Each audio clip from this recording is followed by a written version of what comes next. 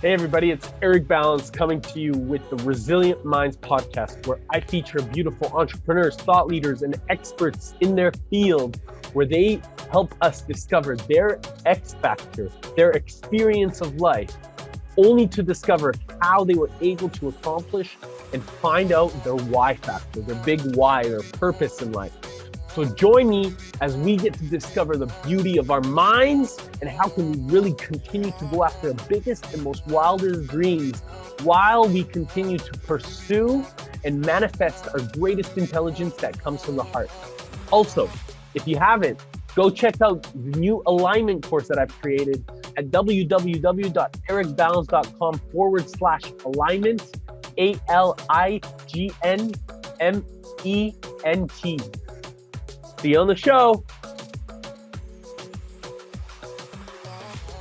Welcome, everybody, today to the Resilient Minds podcast. I'm sitting here with Brad Jameston. For those of you that may not know Brad, he is an amazing singer, songwriter, guitarist, and I really love watching him grow. I think that, we've met, it was about last year in Ibiza, and we just clicked. It was just like, hey, what's up? How's it going? It was beautiful to watch this man's smile, this man's connection, and his resilience as he's continued to grow, putting himself into different uncertain circumstances and believing in himself. And I think, this is something to be really recognized, because I guarantee you that in a few years, this man is going to be a multi-platinum recording artist. And I can just see it because of his intention, his happiness, his willingness to shine and not allow any of external circumstances really help stop him from growing. So welcome, bro. It's good to have you, man. Thank you so much, Eric. That's a beautiful, beautiful warm welcome to the show. Thank you. Good to see you, bro. How are you feeling? How's things? Where are you at? Tell us a little bit about what's going on in your world right now. Yeah, so all is well. I'm surfing the waves of feeling sadness and feeling great joy at the same time, being able to feel deep sadness and great joy in the same moment. It's an exciting time, as you know. We met in Ibiza, and I've come away from my tribe in Ibiza to London, which feels like at the moment I'm still fresh here, so it feels like a big, cold, dark, scary, somewhat lonely city at the minute. I've yet to find my tribe here, but I feel like a man on a mission, and just released my first single this week. Yay. Hey, and it's been 20 years in the making. It's been 20 years of overcoming, or maybe 10 years of overcoming, but 20 years in the making, 10 years of overcoming imposter syndrome to get this music out onto the world. And it's a real happy, feel-good banger. And then there's a part of me that's going, oh, but it's not got the depth that I know that I can write at. But then I know that if my first single had been the depth that I could write at, then I'd be like, oh, it's not fun enough. People think my music's depressing. And it's just, there's always a little excuse somewhere on the back of your head to doubt yourself. But I'm really happy that I've opened the door, stuck my flag in the ground, and it's happening. First songs out there. I love it, dude. I want to say that, it's really fascinating, because there's a lot of times that this world tries to reflect back at us and tell us how much we need to make things perfect. And perfection, it doesn't exist. It's not something that allows us to define who we are, rather than creating something from the spirit of making things happen and as we go. So it's so funny, because I know what you're talking about. I can relate to it in a deep way, and so much of my mission. And we want to make things perfect. But what I've learned is that perfection actually only comes at the form of an implementation, as the form of action, as derived action. And so it's knowledge is not power, it's potential power. knowledge implemented is where power comes from. And so I think that and you've defined and recognized this at a deep level, working on it on 20 years, but really implementing it for over a decade, and then finally bringing it to life. So it's like you see, and this is where your power is coming. It's like finally bringing it out, putting it in there. And so, dude, I just want to say is like, it's all about the navigation of bringing our internal world into the external rather than trying to create perfection inside. And so, bro, as you do this, as you really shine and start to express yourself, how much of this internal depth of uncertainty have you felt before? Because you said it's been a process. So I'm curious to know, through sadness, through happiness, through these peaks and valleys, how does that show up for you, and how has that shown up for you in the past, so that you finally made this decision and say, no, I'm going to make it happen. I'm going to create, and I'm going to express no matter what anybody thinks out there. Yeah, I hear you, brother. Over the past couple of years, I've actually recorded a couple of EPs that have just sat there unfinished on friends' laptops here, there, and everywhere. And they were great. It was great music. It was great music, but I just stumbled at the final hurdle and just missed that bit of conviction that was necessary to project it out to the world. And through insecurity of myself, or maybe just not the motivation, not the drive to actually really believe in what was possible for me. So why bother? And then after a breakup, I had a 9-year relationship come to an end, and it was one of the most difficult things to transition through. And I just remember thinking, nothing can feel as bad as this. No rejection from someone not liking my music, or the music not taken off the way I wanted to, or not being heard, or being judged as an artist. Nothing can hurt as much as this right now. So it was actually the pain that was like the motivation to start taking action and move forward and alchemize that and create something beautiful from it. And so I wrote a song that was really light-hearted. It came from a real place of deep pain, but I wrote a song that was really light-hearted, and to cheer myself up. The line goes, "I just want to feel good." That's the line. And now it's out there in the world, and hopefully it'll cheer some others up as well. But yeah, it was to finally have that complete product out there just feels like such a relief. And it feels like just the beginning. Doesn't feel like I've like climbed this mountain. It feels like I've just finally opened the door.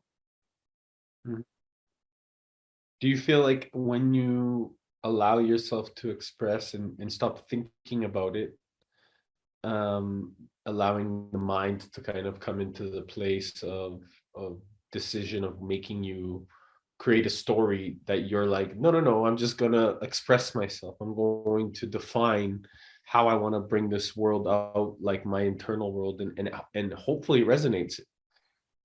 So it's like there's a piece of it where you're allowing yourself to truly be in a present moment rather than think of the stories that, what's going on back here. Yeah, totally. I mean, I've been performing since I was 10 years old. Yeah. I wrote my first song when I was 10. Yeah. And from an early age, I'd quite happily pick up my guitar and sing a song for anybody who would listen, whether it be 2 people, whether it be 20 people. I've sang to a crowd of 4,000 people. And it was always a real rush. It was always a real joy. It was always a real deep fulfillment from expressing emotionally, tapping deep into an emotional space and locking eyes with different people around the room, like, and realizing we're all in sync in this moment together. And by me dive into the depths of my emotion and bring that out, it allows others to experience theirs and process through theirs. And I've loved that. However, recording something and putting it out there onto the world to be viewed out of my presence was always a total different thing. It always felt like a real different thing. And even just creating videos of myself to post, I would get like a lot of anxiety over it. So the past year, I started doing that, making videos and forcing myself to put them out online. And it was really really caused me loads of anxiety. And I suppose I got some idea that where it come from, this anxiety about it, but it's just so unnecessary, just holding myself back with it. So eventually I decided I'm going to do a crowdfunder to fund the EP, and put it out there to my audience. And I was so blessed in that I got so much support. Everyone jumped in and helped me get this project going. But it meant that I had accountability. Yeah. Because now the people had joined in, and it was almost like beyond my power, that stumbling block at the very end that I'd tripped over a couple of times before, of recording beautiful music and then keeping it to myself through fear. Yeah. This time I did not have a choice. I was accountable to. It's beautiful because it put you into the state of saying, hey, like, your reason came first and the answer just showed up. And all of a sudden you did it with a group of people that really believed in you. And so, and believe in you continuously. And so now you're reflecting back. And I think that this is something that is beautifully, allows us to expand, I think, as a society, as a culture, as creators, because we then find our mirrors, right? The people that resonate with us at some sort of frequency, right? And these mirrors, they allow us to really bring out the best version of ourselves, right? Because we're all learning from each other constantly. And so I'm curious to know, as you have gone through this journey, and as you've spent that time on stage and you've built that level of emotion, there's this philosophy, that, logic is the higher perspective of being. And I believe that it's actually the combination of emotion and logic. So when you can tap into the emotion and then communicate it effectively through logic, that's where the higher meaning really stems from. And I think that that's what my hallucination is, that's what you do with your music, especially with your presence, right? So maybe that's where you feel, because you're able to be in that present moment with somebody or a group of people, but how does it make you feel, and what do you feel from people because of that emotional connection in person live? So I had a really powerful moment that's worth bringing up, actually, just yesterday or the day before. I'm currently in central London to promote my music. I've got a couple more songs ready to go, and part of my promotion is I'm just busking full time. I've got a couple of busking licenses for around the city. It's amazing how many people I can project my music to in an afternoon, how many people I can connect with, and how much footage people are capturing for me. It's just perfect. It's so refreshing to be able to play what I want to play, rather than being in a pub. I love the pub gigs, but you're obviously trying to keep everybody drinking. I'm doing a job in that moment, whereas this is a bit more of an authentic expression. And I had deep sadness in my heart on the morning, to the point where I thought I might not even be able to go out today. But I thought, come on, you'll feel better for it. Just get yourself there. First song, All of Me by John Legend. It took me 10 minutes to get through that song. 10 minutes to get through that song. because I was just about to get to the chorus, and then the frog in my throat was too much. The tears were like bursting out of my eyes, streaming down my face. I just had to take a deep breath and step back from the microphone. And I just had to, I said, do not stop. Do not stop playing. Come on, you are a warrior. Keep on going. And I rolled around the chords and I turned my back to the audience and just looking at the river while I had some breaths. By this time, the song was going on. I think people had noticed the emotional struggle I was having to get through the song. And it accumulated a crowd of about 100, 120 people in a big semicircle, an unbroken semicircle of people around me. And there was a big school of French students, about 13, 14, 15. And I noticed especially in the young men, in the young boys, that they just really settled and were tuned into what I was doing. Yep. And I feel it was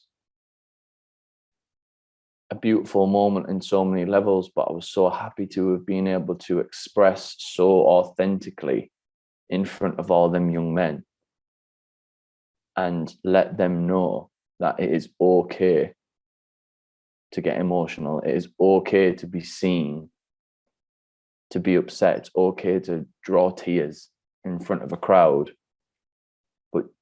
And if you need to crumble, you can crumble. Just don't stay there too long. Rise, breathe deep, and let it move through. And it took me 10 minutes to finish that song, but I think it was one of the, and there was definitely a couple of squawky moments in there as well. But I think it was one of the most favorite performances ever because it meant so much to me and it meant so much to everybody around as well. Wow. I can definitely resonate, like I think it's extremely, it shows this vulnerability that we have as men, to be expressive and truthful and honest. It really is courageous, right? And it comes back to this, like, this word that I love, which is integrity. And there's nothing to prove, nothing to show. It's just the beingness of who we are. And especially in front of such youth, men, young men that are really learning. I think that this is the most important part, is that we may have had different models as we were growing up based off of what society and culture had tried to dictate towards us. And I always remember looking at my father and identifying with his, like, kindness and his compassion, and then seeing from the external world what it meant to be a man, and really being confused. And it's fascinating to me because although there was so much projection from, like, these, like, video games or movies or things, like what it meant to be a man, I had the most beautiful mirror and teacher at home, and I didn't listen, hard enough or pay attention enough. And so it really helped me define, as I went through my own pains, how can we continue to do that? And having more mirrors like yourself is an extremely powerful way for, I believe, not just young men, but young women also to navigate and see that, hey, it's actually vulnerability. It's actually authentic expression. It's actually this connection to your emotional understanding that allows you to really profoundly express this unique perspective that you have, that's yours. And then it resonates and captures their own understanding of saying, hey, wow, I'm super inspired by this man. And as a result, it's okay for me to do that, when I go back to school, or when I have a conversation, or when I have to, express a paper, or and it starts to give this domino effect of the people that were just, that we don't even know, that are feeling it, and it gives, Yeah. it's a beautiful mission, because I believe that music, is such a key identifier of allowing people to tap into their true selves, their highest sense of selves, right? Through the music, the frequency of it, the expression of the singer. And so, how do you feel that utilizing music and your words and your own story is allowing that to bring more of the right individuals into your sphere of influence, into your tribe, so to speak? Well, yeah.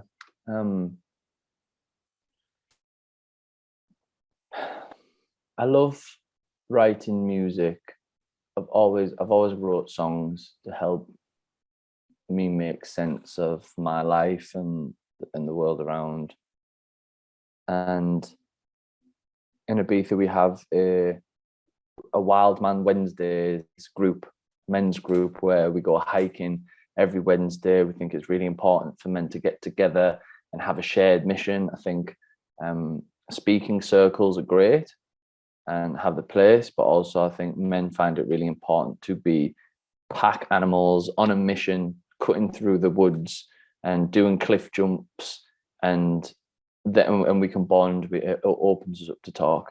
I think it helps the men that are stuck in their masculine, gives them a place to open up, because it makes them feel masculine and safe to be able to dip into emotional issues. And it helps the men that are stuck in the feminine to be able to beat the chest and move forward and share. And I remember writing a song. It was called "We're Not on the Run," and it was about the men's group. And it was about us as a whole. And after one hike, I came back and said, "Lads, I've wrote this song. I hope you like it." And it was one of the most nervy performances I've ever done. And when we got back to the cars, I got my guitar out the van and I played them this song. And just the amount of love that we all shared in that moment together, because I'd been able to capture the message of this group and the heart, this unified heart of this group of men. And it just resonated with everyone so much. And we had like a little bit of a breakdown afterwards, and we were all hugging each other, and it was beautiful bringing together. And that was a really powerful, specific moment. But I feel like I played a gig last night in the pub and in one of the pubs in London, and it was just beautiful seeing everybody singing along to some heartfelt lyrics, and everybody, oh, you the way that you're singing their song, you must have felt this way as well. You must have felt this way. You must have felt, oh, we're all the same. We've all had the same pain. We've all felt the same love. We've all felt the same. We're all experiencing the same life, just on a different track, in a different meat suit. So it really unifies people, music, and that's one of its biggest joys that it brings me, is that through something that I'm able to do, I'm able to bring strangers together or friends together in a moment. You're so beautiful, brother, man. Like, honestly, the way that you even express the joy of, the past experiences that you have, I can see your excitement, it's like you're putting yourself back into that moment, and you're allowing yourself to feel it. For men and women, that are really, I think, that are wanting to tap back into the feeling, what would you say? Because we're taught, right? We're taught for such a long period of time in society to be of the mind, to be stuck in a mind perspective, to really be focused on things that are external to our understanding and not really listen to what is inside. So what would you suggest to anybody that's out there that really wants to connect more to their emotional understanding, their emotional self, and whether it's a man or a woman, and really help themselves through showing up in the world every day, whether it's whatever they do, but what would you suggest? I think spending time alone to do nothing is so important. And that can be certainly a regular thing, but at least once in a lifetime, to etch out a space of time to just, whether it be a week or two or a month or three, whatever you can scramble together, to just be in nature, have no to-do lists, have a pen and paper and no distractions, and just practice being. And what comes up, allow to come up. And do some journaling, do some writing.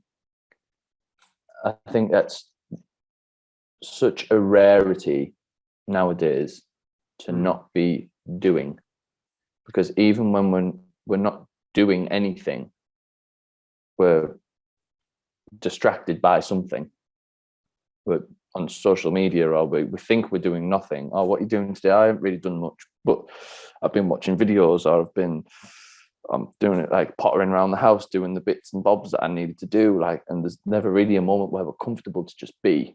And it's only in that beingness where the physical realm is not taking action, completely out of action, that the inner realm can really come to the surface, and we can really pay attention to that.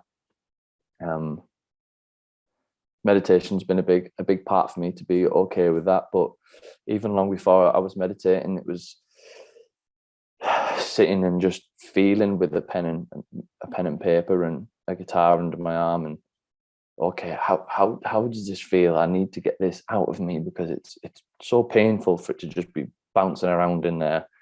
I need to be able to put it into create something that helps me sort of release the pressure valve a little. So I think time alone is super important. Do you feel that when you're in taking this time alone, because nature is probably the best way to discover who we really are on inside, and when you feel this expression of being in nature or being alone, or meditating or doing this practice,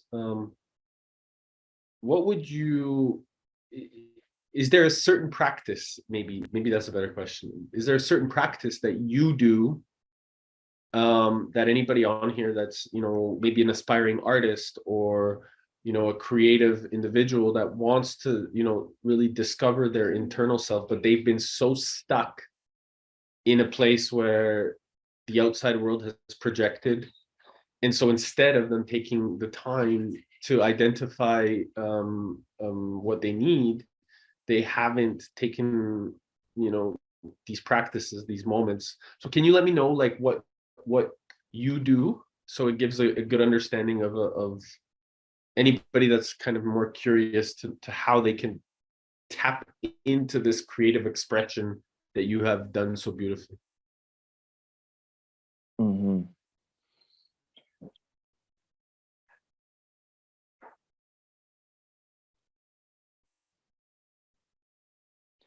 I think for somebody stuck in the creative process, where I was just not long ago, there is this sheer feeling of discomfort and feeling under threat that arises, and then there's a feeling of, oh, I must not pursue that. That's dangerous.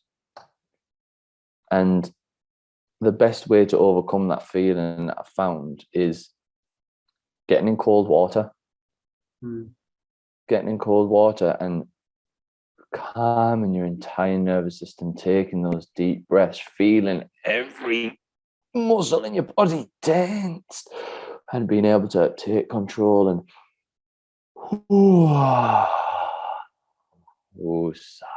relax into it. I'm in control of this. I can feel the fear, but I'm still here, and I'm calm, and I'm okay. And to practice that is not just about being able to get in cold water.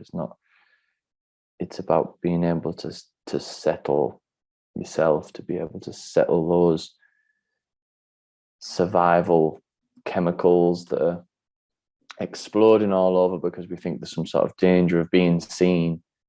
So it's a funny paradox that all an artist ever wants is to be seen, and the thing an artist fears most is to be seen.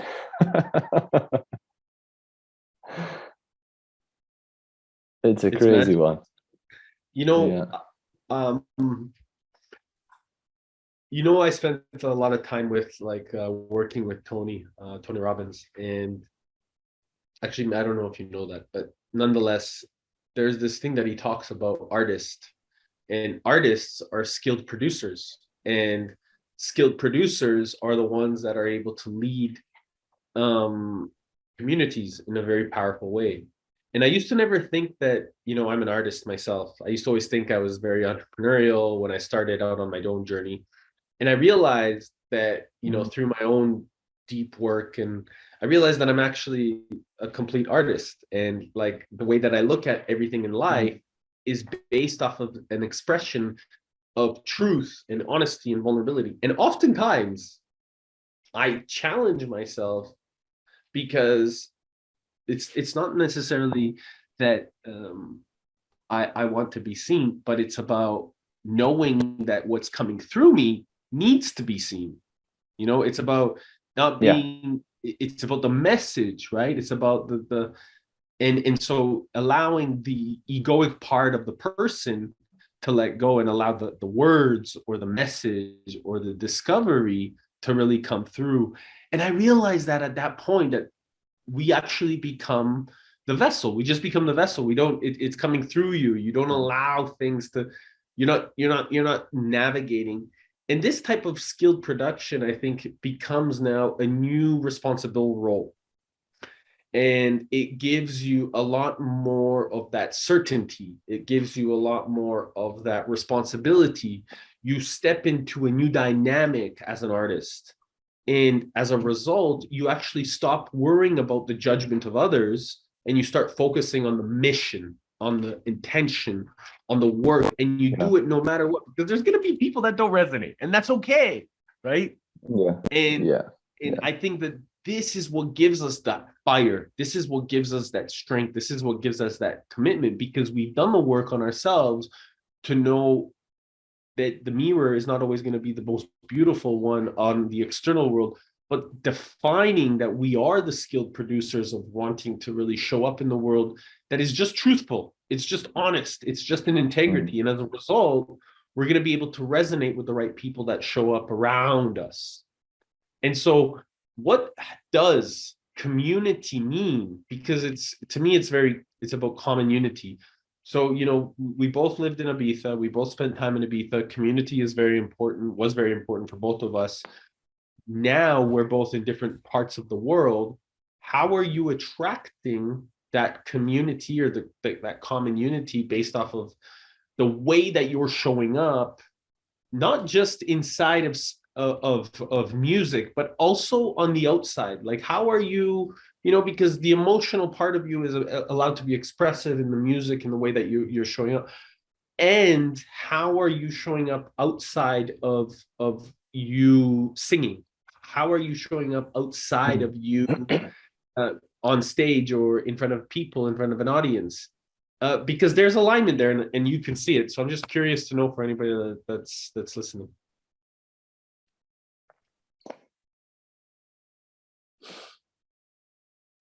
Yeah, and in Ibiza for the past year and a half with my men's group, and I've got a big sisterhood as well over there, a big group of female friends as well, and both equally as important. My friends are really my family, and I really found balance, and it was real healing time for me in Ibiza. So grateful for the last year and a half. And then now I've found myself in London. I'm trying to attract that new tribe, and I really want to resonate with other artists. I'm trying to join other artists into my circle, because in Ibiza everybody's a DJ. There's not there is a musical community there, of course, but just being in London, I want to pull in some musicians and have a jam. And I went down to the river the other day. One of the other buskers, he's the most beautiful pianist, and I can just sit and watch him forever. Really emotive, really Love emotive. piano. It's so beautiful. Yeah, he really blows me away. And with the busking, we have sort of we have the times, and then when the time comes to an end, and then you have the switchover of artists. And I think he got the impression that some people might be really picky about the changing over time, and I was next, but I was just so in awe of watching him. I was like, players a couple more songs, and he was taken back that I'd sort of allowed him more time, and wasn't like pushing to get my way in the spotlight. And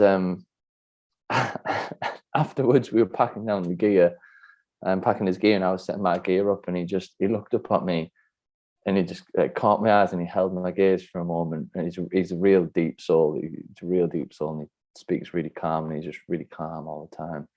From what I've seen, he looked me deep in the eyes and just said, "You can just really tell when somebody's done plant medicine, can't you?" And I burst out laughing.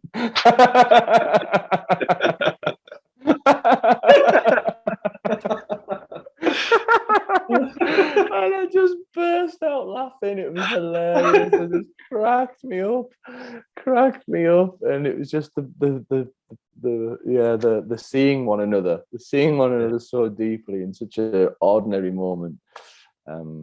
I forgot, to be honest, what the question was. I knew it shone this moment to me.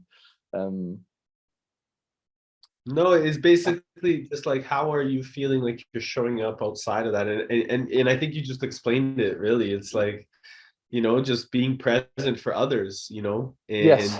this is how you're attracting the right tribe is,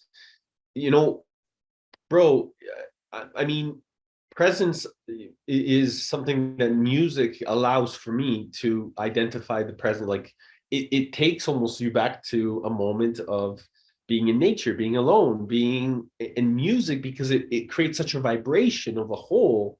It really puts people in a present moment. And so it allows them to attach to this like feeling of being by yourself, because everybody's listening to the same thing. There's not like so much, mixed things happening all at once. And I think, from what I'm hearing, what I heard is, it's about being present. It's about you being present to somebody else so that you can listen and observe, help somebody else feel seen, help somebody else feel heard. So help somebody else feel like, hey, like I'm actually paying attention. Because in a world where there's so many distractions and so many things are trying to take us away from the moment, right? Which is really all we have. What does it mean to, show up for each other? Because everybody is so focused on just themselves, right? But there's nothing wrong with that. Everybody has their own way of thinking and being. And if you're present to somebody else, if you're listening to somebody else, it gives you this gift that allows you to co-create, 100%.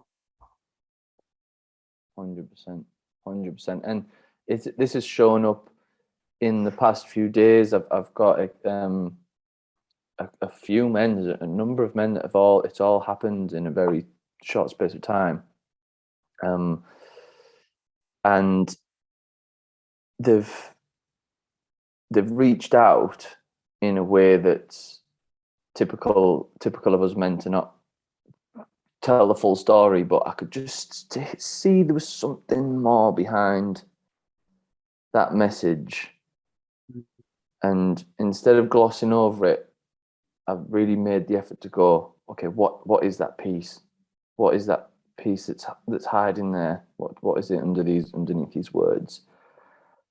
And it turns out these men are really, really struggling and really going through a hard time. With the relationships have come to an end in a really difficult way. And right now I'm feeling a little bit, I've got to be honest, I'm feeling a little bit heartachy myself. And it felt to me so important to serve for them, for the men, to know that they are connected, to know, like, the suicide, the epidemic of suicides that is between men between the age of 21 and 40 is insane, absolutely insane. And it's because we feel so disconnected, we find it so much more difficult to reach out. And so I'm really passionate about making a difference in that area, and make it being so important for men to be able to speak about the things that are weighing us down without having to have a skinful of beer first, and then wake up the next day and oh, it's all right, I had a cry, but it's all right, I was pissed, it doesn't mean anything. Like, it's so important to be able to speak.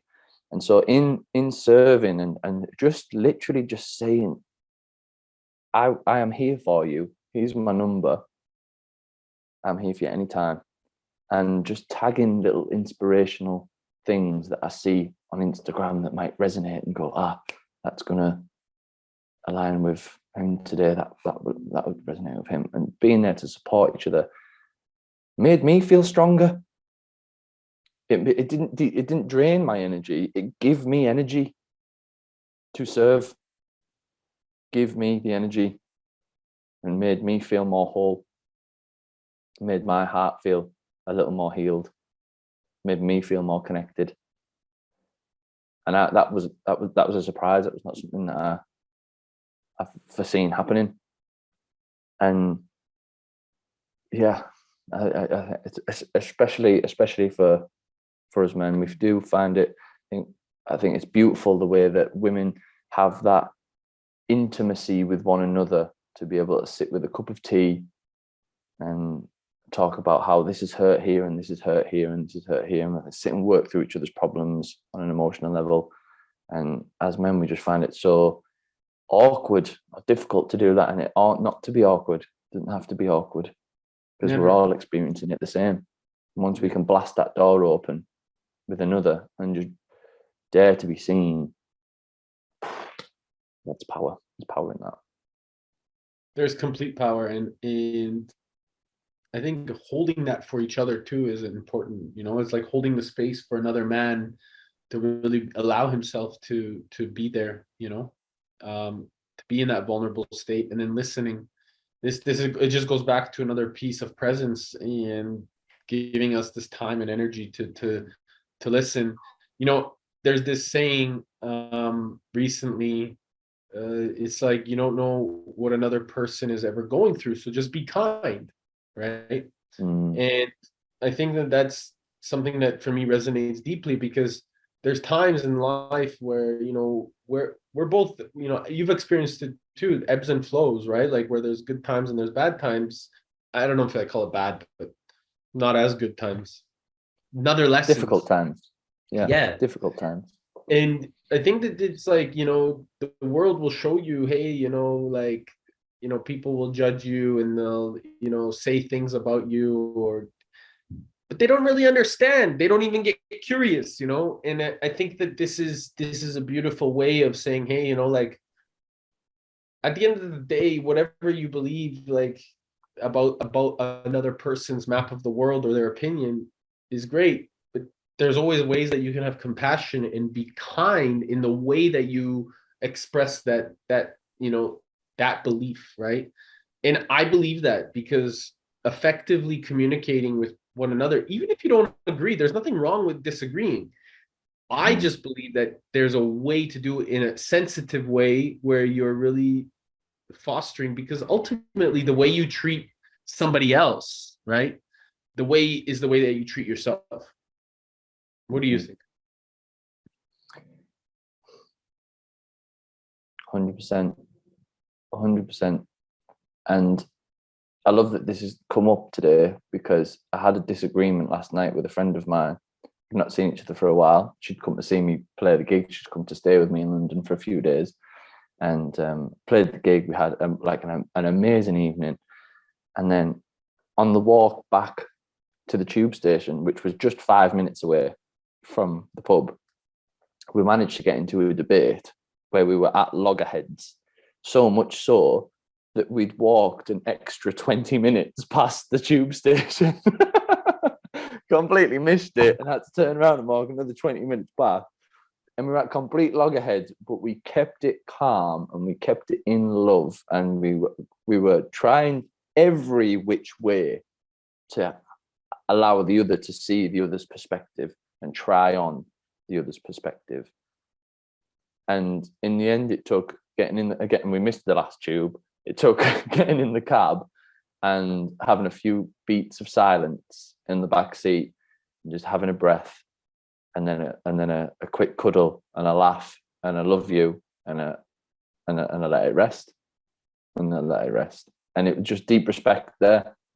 It was just deep respect for one another, and we did our absolute best to see. And we're so similar on so many levels, and for both of us, it was so confusing how and so surprising that the other didn't take on this same viewpoint, and to just allow it to settle and go, okay, yeah. that's where we're different then, and that is also beautiful, and that is also okay.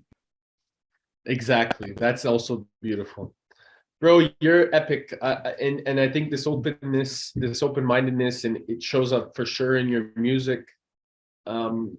I'm looking forward to, really watch you expand and watch you grow. Do you have any way that people can reach out to you, get to know more about what you're up to, and how they can really find out more about your single? Well, Eric, I am so happy to say these words. I am now on Spotify. It feels amazing. Because after years and years of gigging and playing gigs, and people come to me and say, where can I listen to your music? And I go, there's nothing online. I've got nothing online yet. I finally say that. So the first single, Feel Good, is on Spotify now. And my main output into the world, onto the internet, is through Instagram. So yeah, people can find me there, Brad Jameston. Amazing, bro. I'm really excited. So I'll make sure I put the link into the show notes for anybody that is looking and wants a simple, easy way to jump on. Bro, last question. If you had 3 days left to live, what would you do?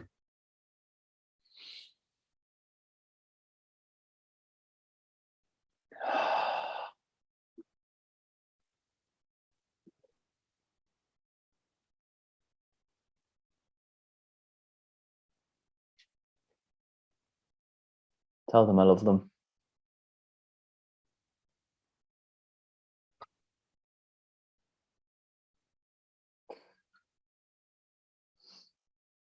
Without the need for it to be returned.